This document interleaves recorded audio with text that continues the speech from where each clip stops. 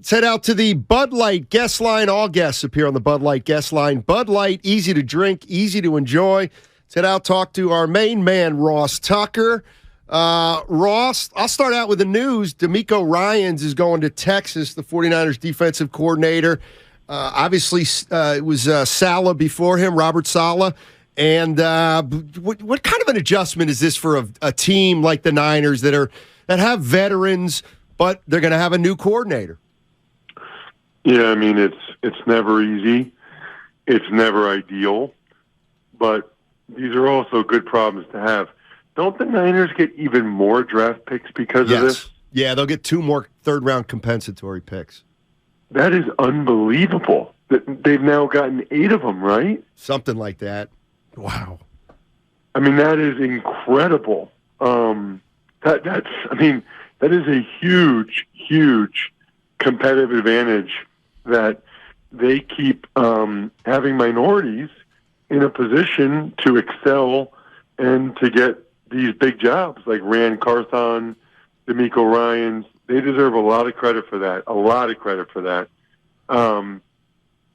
It's not easy, it's not ideal, but it seemed like the transition from Saleh to DeMeco Ryans went really well. Now, DeMeco was already on staff, right?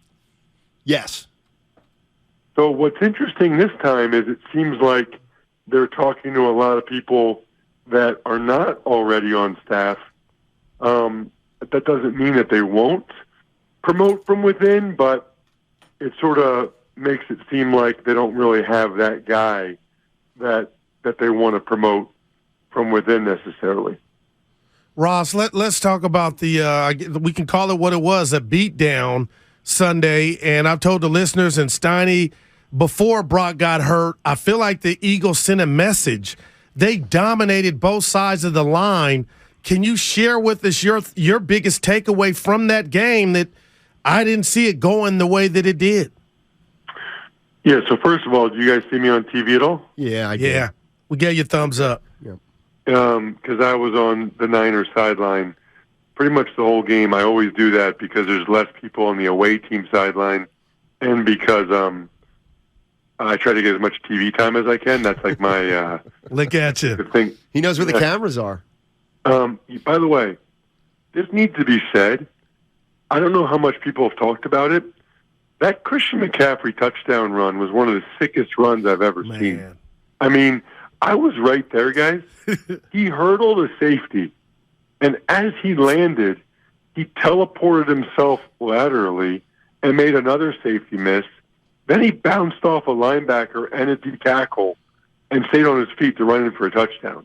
Like, that was incredible. I mean, and that's kind of what I was thinking on the sideline most of the game. I was bummed out, even though it's probably better for me professionally if the Eagles win because of the stuff I do in Philly. As a broadcaster calling a game, you want it to be a close game. You want it to be an exciting game. And also, Deebo Samuel's over there asking the return kicks. McCaffrey's like fighting his butt off. Those guys just want to make the Super Bowl so bad, and they had no chance. But to your point, Guru, I mean, the first 2 drives, the Eagles go down, score a touchdown. Then they get the strip sack of Purdy and had the ball in Niners territory. I mean, even before Purdy, we realized he couldn't come back in the game. Things were not off to a good start for the Niners at all. And the 2 things that I noticed throughout the game, no matter what was going on, is number one, the Eagles ran the ball much, much better than I thought they would.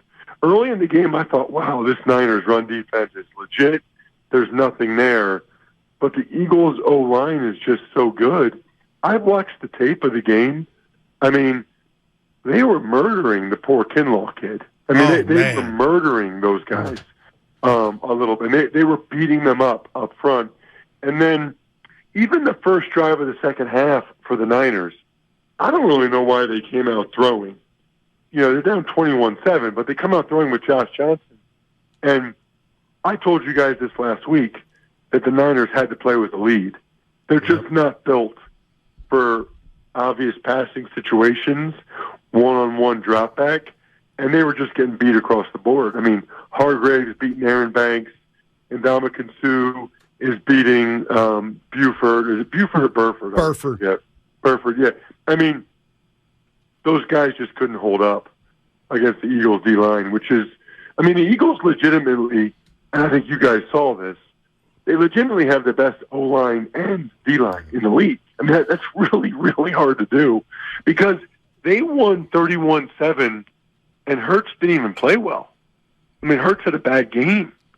Hurts barely did anything, but they won because of the other stuff.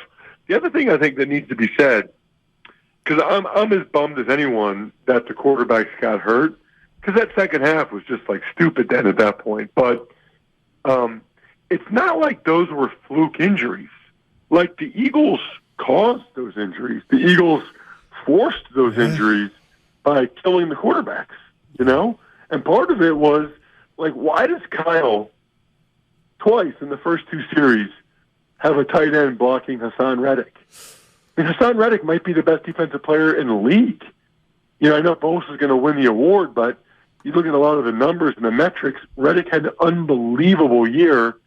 And twice, I mean, they're lucky that when Josh Johnson came in and Reddick stole the ball from him, that they didn't call that a fumble. You know, Kyle's got tight ends blocking him.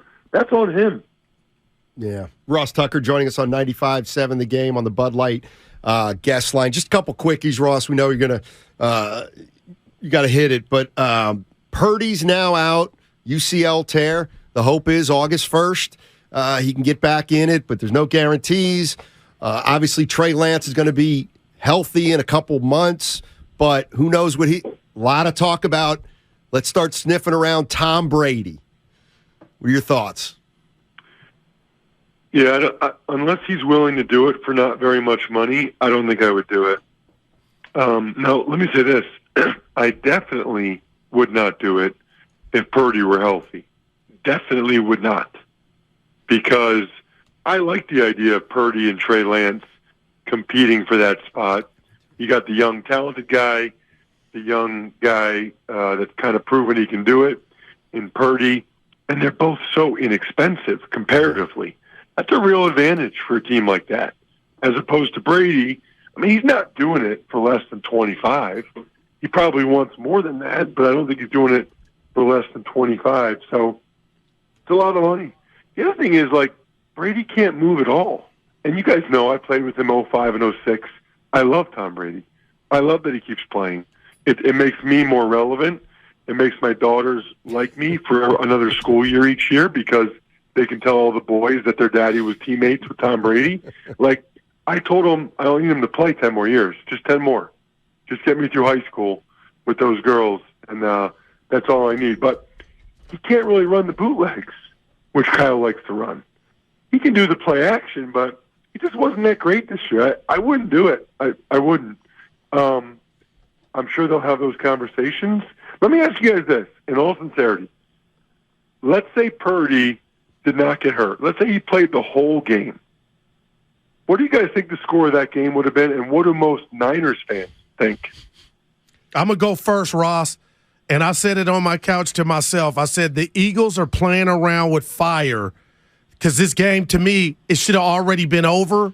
And to answer your question, if Brock Purdy been there, I honestly believe it would have been something like a one-score game, 34-27, because I believe Jalen Hurts, not hurt, Ross, but that wasn't a fantastic showing. They got it done, and I think the Niner D figured some things out. So had they had a quarterback that could pass, I felt like that was Philly's defense was going to be pressing like, okay, no margin of error.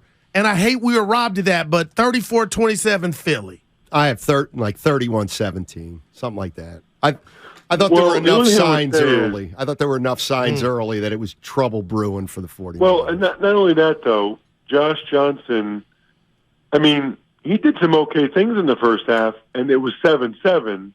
But then the Eagles got those that had the long drive, the penalties, make it 14-7. And then I guess Brock Purdy probably wouldn't have fumbled that snap. So you probably feel better going into halftime 14-7, then down 21-7. That was a big difference. Like, nobody in the galaxy thought the Niners were coming back at halftime, down 21-7. Right. Hey, Ross, we appreciate your efforts. I got to give this one to you before you go. Normally, a great coach, I hear him say, we got to be buttoned up offense, defense, and special teams. I want to come down Kyle's road for not throwing that flag because it was everything in the first quarter. But, Ross, I've looked at the big picture. The NFL with a game this big and the magnitude, a Super Bowl trip on the line, shouldn't they have – am I asking too much for the technology to be somebody in the booth to review that to where Devontae Smith, he can't finesse the system? You say what to that? Because Kyle's getting killed. I get it. But damn it, Ross, your electronic game and how fast you do this or that or the board, that shouldn't be a part of it. Well, I'm glad you brought this up because calling NFL games for Westwood One and the Eagles preseason, I actually go on not one but two of the officiating seminars. And they are very clear, Guru, that the replay assist or expedited replay, whatever you want to call it, right? They're very clear that they're not going to stop play if a team is in hurry-up mode. They say that. That's written in the rule. So if they have enough time to look at it and they clearly see something, then they might buzz down and stop it. But if they don't see it before the team's going to snap the next ball, it's on the coach, not on them. Damn. Because they don't want to get to the point where they're stopping plays all the time when teams are in hurry up or no huddle. They don't want to be doing that. So first of all, it's fantastic coaching by the Eagles. I mean, not just Sirianni. He didn't even have to do it. Devontae Smith knew. Devontae Smith knows the deal. Hey, if you make a big play and you're not so sure about it, you signal and get on the ball right away. The Eagles didn't even really have a play call. They just snapped it just to have it count. Damn. And that is on Kyle. And then Sirianni, he challenged the Purdy one, which I thought that was incomplete pass at first till I saw the replay, and then he goes for it. It's 7-7. I couldn't believe it. At his own 34-yard line. But he knows they're so automatic on the quarterback sneak. He just doesn't care. Wow. And, let's be honest. I love Kyle. I think he's a fantastic coach. But Sirianni got the better of him in that game on a lot of levels. Yeah. Wow. Hey, Ross, you and I are only going to be the only guys who know what I'm talking about. But get some Ludens in you. Get some Ludens cough drops in you. And hopefully we'll catch you one more time next week. Take it easy. Sounds great. See you guys.